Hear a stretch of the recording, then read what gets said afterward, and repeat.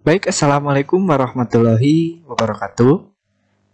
Nah, sekarang kita masuk ke subbab ketiga, pembahasan terakhir tentang materi koperasi. Nah, dalam subbab ketiga ini, kita akan mempelajari tentang koperasi sekolah. Nah, dari asal katanya saja, kita sudah mengetahui dari ini, sekolah.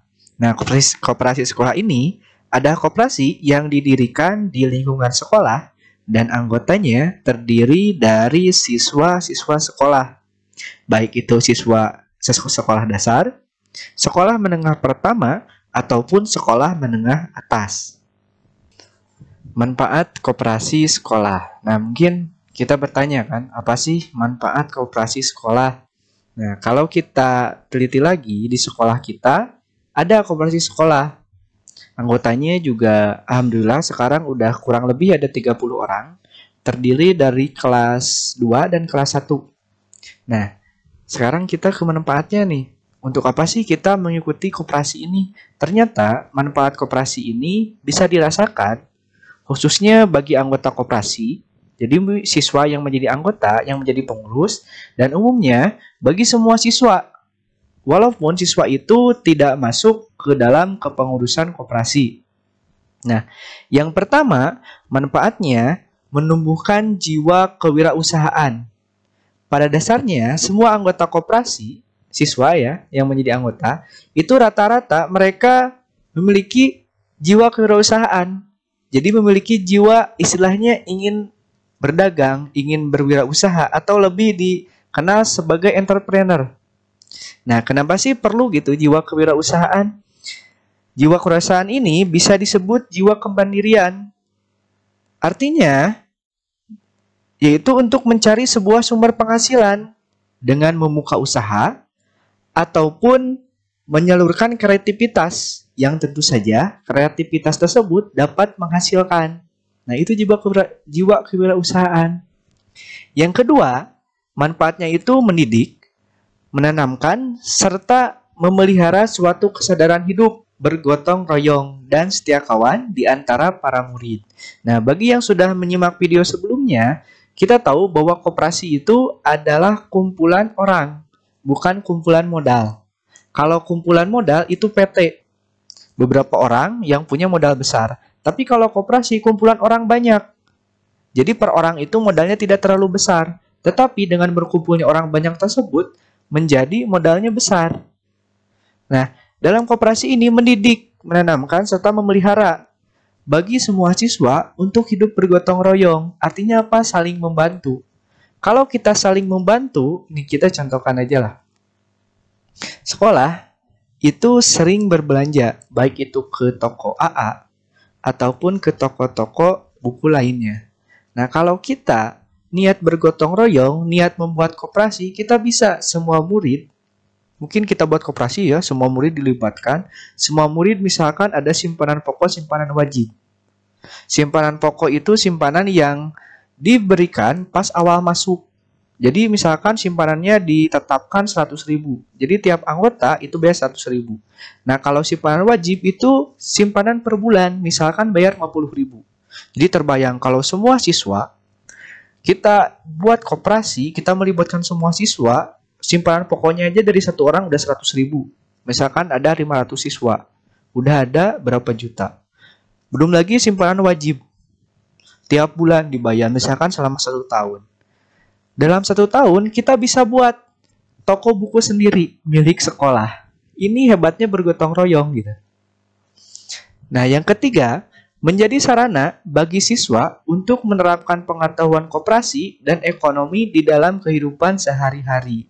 Gini, jadi kalau siswa, khususnya jurusan IPS dan ada juga jurusan IPA yang belajar peminatan, dalam ekonomi kita belajar bagaimana cara promosi, bagaimana cara pembukuan atau lebih dikenal dengan cara akuntansi. Nah, ini diterapkan dalam koperasi. Misal oleh pengurus mengadakan promosi. Nah, si pengurus itu bisa menerapkan. Misalkan dengan cara promosi A, oke, kita lakunya segini. Dengan promosi B, ternyata lakunya lebih banyak.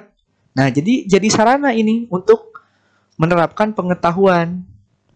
Nah, terus lagi dalam akuntansi, ini dalam pembukuan. Jadi bagaimana sih pembukuannya? Misalkan dalam per hari, per bulan, bahkan per tahun gitu. Bagaimana sih pembukuan suatu toko ataupun perusahaan? Nah, ini diterapkan dalam koperasi ini. Yang keempat, menjadi sarana untuk berorganisasi. Nah, organisasi ini, kalau lihat gambarnya ini, diskusi ya. Nah, dalam koperasi itu ada kepengurusan. Di koperasi sekolah kita pun itu ada ketua, ada bendahara, ada sekretaris, ada pengurus harian, bahkan ada staf. Ada staf gudang, ada staf kepengurusan gitu. Nah, di sini kita belajar berorganisasi, belajar demokrasi, belajar bertanggung jawab, belajar mengutarakan pendapat, bahkan kita belajar disiplin di sini. Nah, itu manfaatnya. Yang kelima, mengembangkan rasa kekeluargaan dan toleransi.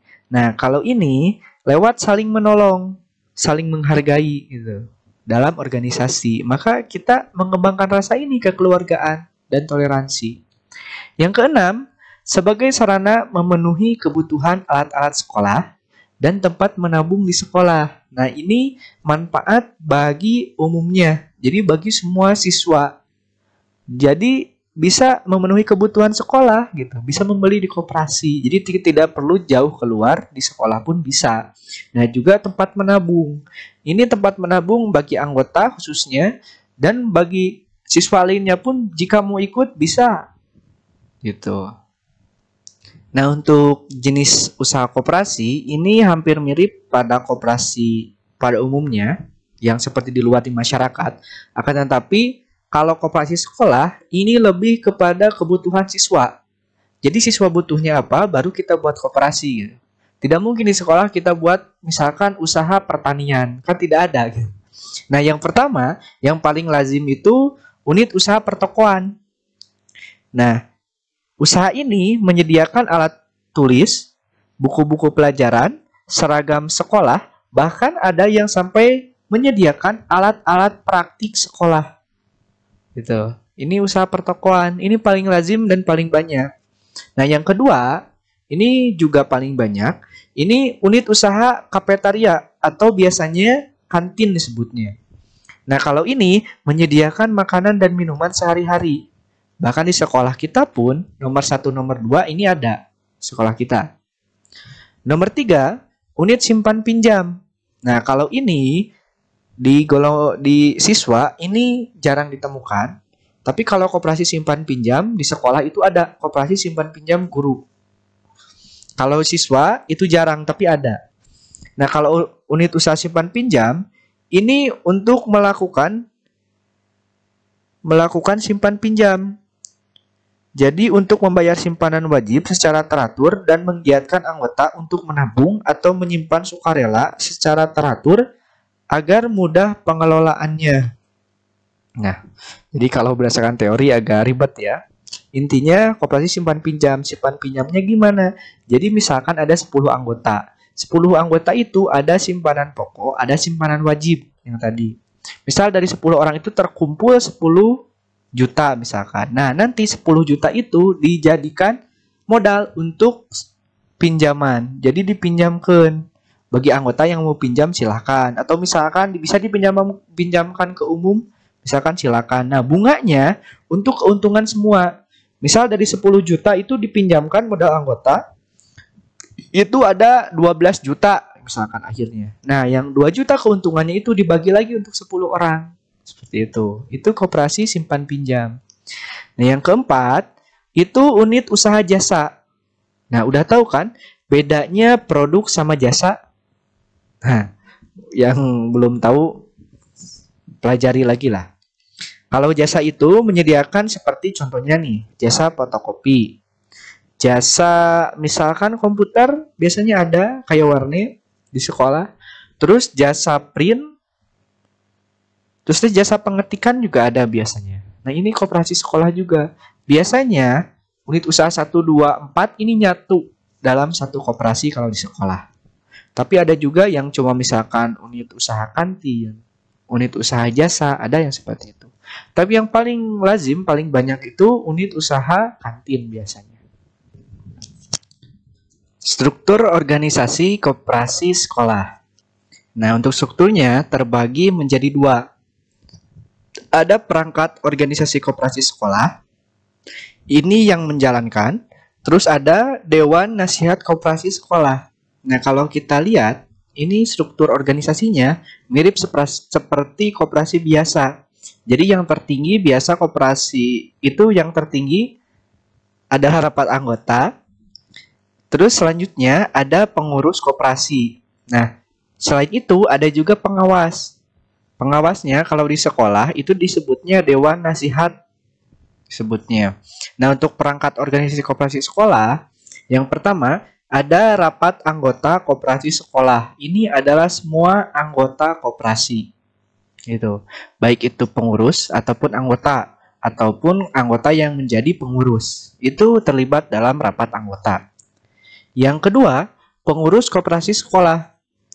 Nah, jadi pengurus itu adalah orang-orang yang aktif untuk mengurus atau pengelola harian koperasi tersebut. Baik itu bisa dari siswa ataupun dari luar. Misalkan bawa lagi tenaga kerja atau pegawai dari luar, artinya di luar siswa gitu, itu bisa.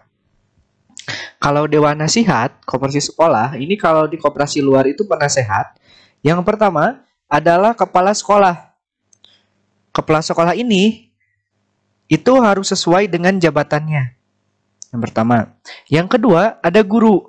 Biasanya gurunya itu adalah guru yang berkompeten dalam sekolah yang bersangkutan. Misalkan biasanya guru ekonomi. Paling lazim ya guru ekonomi. Terus ada lagi anggota komite sekolah. Anggota komite sekolah biasanya bisa dari jajaran wakil kepala sekolah. Nah, untuk modal koperasi sekolah ini mirip dengan koperasi pada umumnya.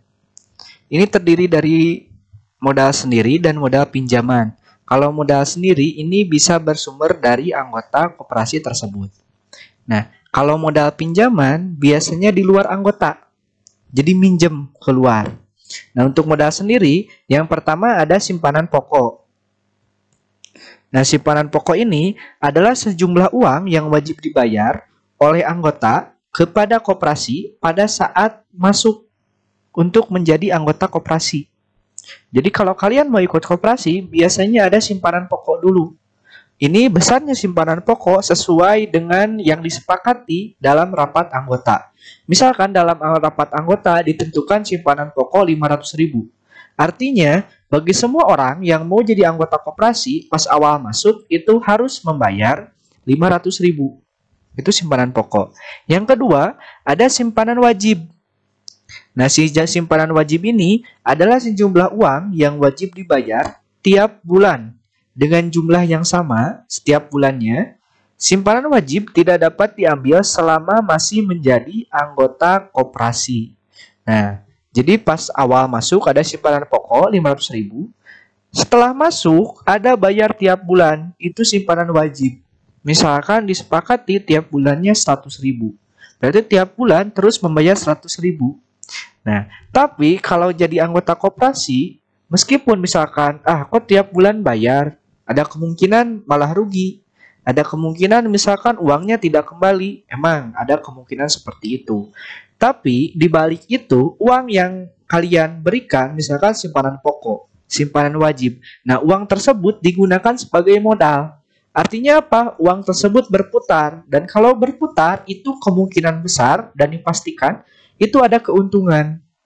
Jadi misalkan simpanan wajib kalian itu udah 1 juta. Nah, ada keuntungannya. Bisa diambil tiap bulan ataupun disimpan. Misalkan diambilnya 1 tahun sekali.